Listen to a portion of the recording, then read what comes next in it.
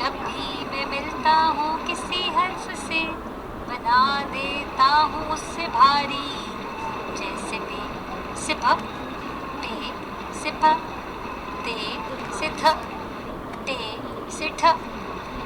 मैं हूँ। बिस्मिल्लाहिर्रहमानिर्रहीम। अस्सलाम वालेकुम प्यारे बच्चों, आज हमने बारी हर्फ फ से अल्फाज साजी करनी है। तो स्टूडेंट्स, ये क्या है? फ फ फाटक, फ फूल, फ फल, फ फनियारा। फनियारा किसे कहते हैं? फवारे को फनियारा भी बोलते हैं। ठीक है।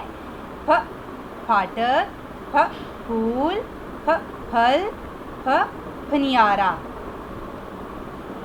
ये पे का भारी हर्फ है। पे से फ फाटक। फाटक जैसे ट्रेन और बस, ट्रेन का फाटक होता है ना जी। तो प्यारे बच्चों, ये है फाटक। पे फाटक ये वो जगह हैं जहाँ से ट्रेन गुज़रती है और ये गेट को बंद कर दिया जाता है ताकि यहाँ से आमदोरफ्त ना हो, ना ही एक्सीडेंट का कोई चांस हो। ठीक है। फे फाटक, फे फूल, फे फल, फे फनियारा।